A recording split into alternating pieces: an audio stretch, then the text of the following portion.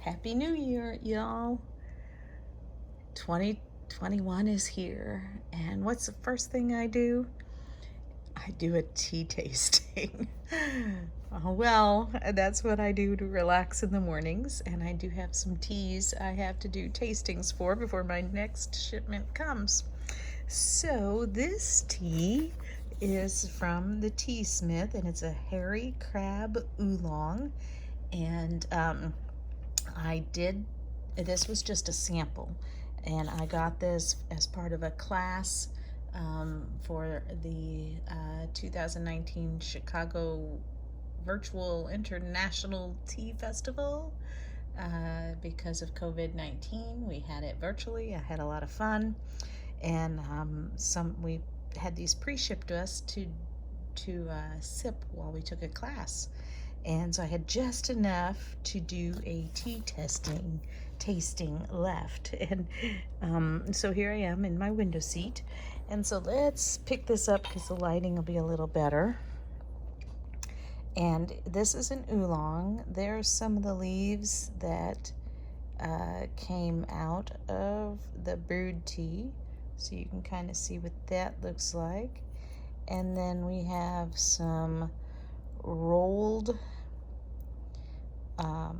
oolong leaves, and you can see there's a variety of colors in them. Some are green, some are a little darker, some are really light. There's no consistent shape to them, but I think that's the way they're supposed to be. And here, let me take my lid off, are the wet leaves in the gaiwan. Oh, hey, I should do this in front of my window seat more often. Look at that lighting.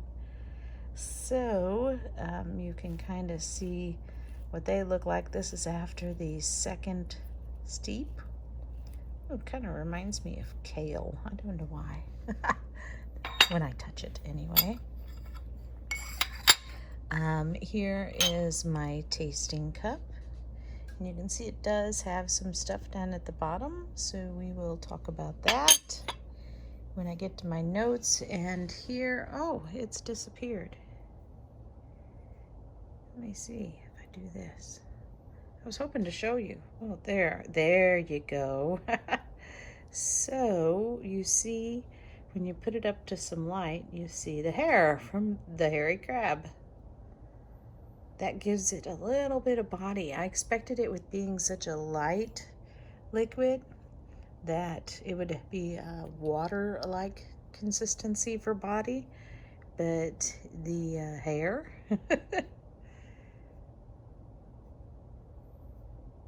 gives it a little bit of body. So we'll go up here to my laptop, and here's my notes in OneNote, as we always do.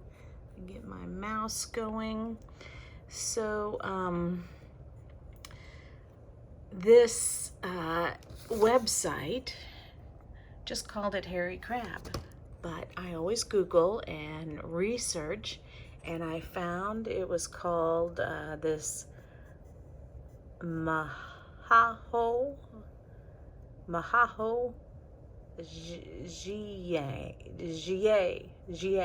Mao Xie. I am trying to get a lot better at this, and I have a cheat sheet for pronunciations. And so rather than just saying Mao Xie, I'm trying to say Mao Xie. Anyway, the funny thing about this is as soon as I saw that the name was the Mao Xie, I recognized Mao from a tea I had drank previously, which was the Mao Xie green. It was a green tea, not an oolong, and it literally translates into hairy tip or fur tip. The Mao means tiny fuzz in the cup, which we saw. So I'm learning there's some consistency in these teas. There's a green tea that also has the hairy in it. And then this one, the XIE literally translates into of the crab. Now, I didn't quite get that because I put XIE into Google Translate and it came up with the meaning of the word write, like to scribble, like to write a letter. But then I looked further, and if you double it like that with a little accent mark, it means thank you. It said the second one is slightly softer than the first one, so that when they speak it, it sounds different enough that they notice the difference. I've just decided I'm not going to try to learn Chinese. But this tea means uh, hair of the crab. And we saw the hair in our cup. So there's today's date. First time I drank the tea. So I saved it so I could do an official tasting. Now the website on the Teasmith, which I love, I love all their teas. So don't take this as a negative, but I do like when websites tell me the country and the origin, exactly where the tea came from. Now all the other websites, though, did tell me that they comes from the Anxi County of Fujian. And I got a map. Let's see, scroll down from the Tahoe of Tea website to give them credit. And that is exactly where it is, in the south of Fujian down there. So that is also where the other tea, the Tea Guan Yin, Iron Goddess of Mercy, is from. So see, the more I do tea tasting, the more I learn, the more I see things coming together and why they're called what they are. So the processing, this is so lightly oxidized that it's close to a green tea rather than a black tea.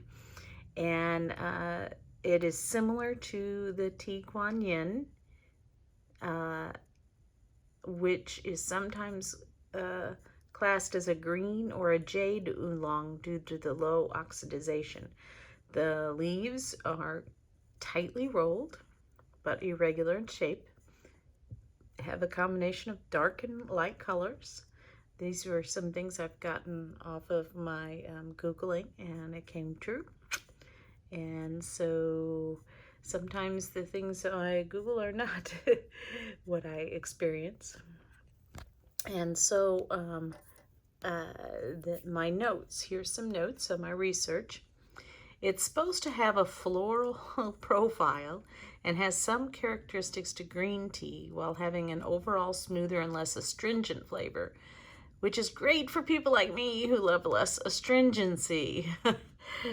Yes, yes, yes.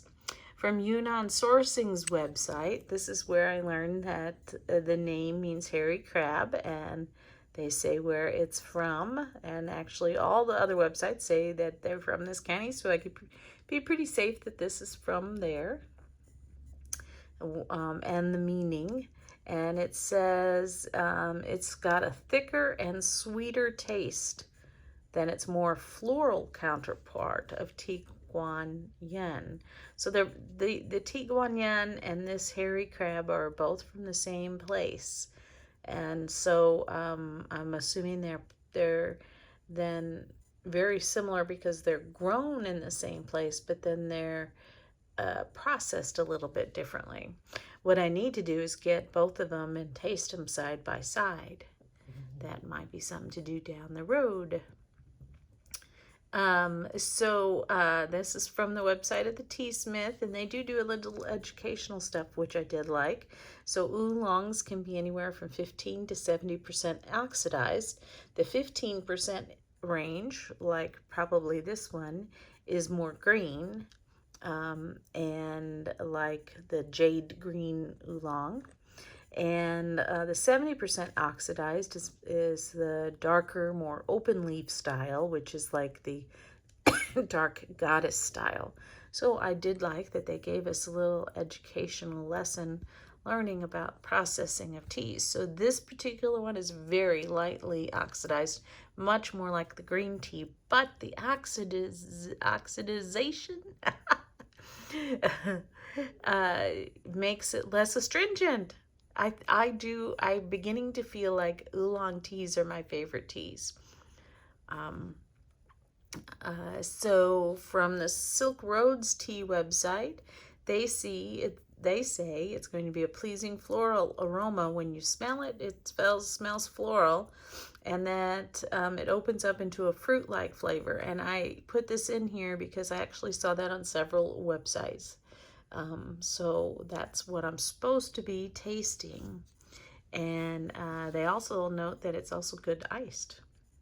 So here is, just like I showed you in my cup, very pale on the color scale. And I do see the little floating things. I made my little note. But here's where I differ. The aroma flavor. I got earthy and did not get floral. And I don't like floral, so that's a good thing for me that I didn't get it. And so I got a more of a roasted, earthy smell. And then I went to look at my tea tin. I spelt that wrong. Tia Kuan Yen notes. I think. No, I spelt it correctly. And I said the same thing there. I was like, what? That's so confirming for me to know that what I've smelt before, I've interpreted it the same way. And it's a very pleasant to the nose for this outdoor girl.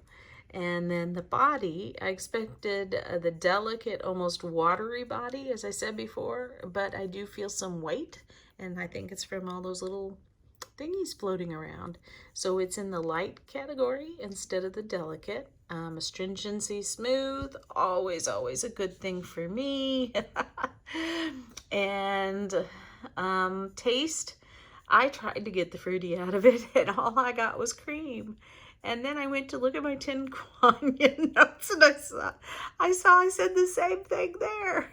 I think these teas are very, very similar, and what I'm going to have to do to really tell the difference, because when I smelled this, I was like, oh, I recognize that smell. I'm going to have to get both of them sometime down in the future and maybe do a tasting of them next to each other. Somebody may have to remind me like a year from now.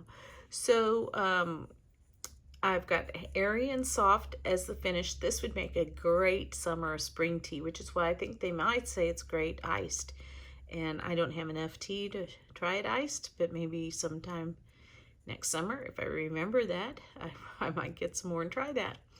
And the funny thing is when I got down to the bottom of my cup, though, and it didn't really go with finish too much, but I noticed a roasty finish. So at the top of the cup, there was like just airy and soft, but then the airy and soft turned into this roasty finish when I got down to the bottom of the cup where all those little thingies had like sunk down to. And I do love this tea, but it's hard to distinguish from the other one, and I would not keep both on hand. So in order to get 5 hearts, I'd have to have that requirement of wanting to keep it on hand. So 4 hearts is often the best. Takes a lot to get 5 hearts out of me, I'm learning. So anyway, let me know what you think about this tea.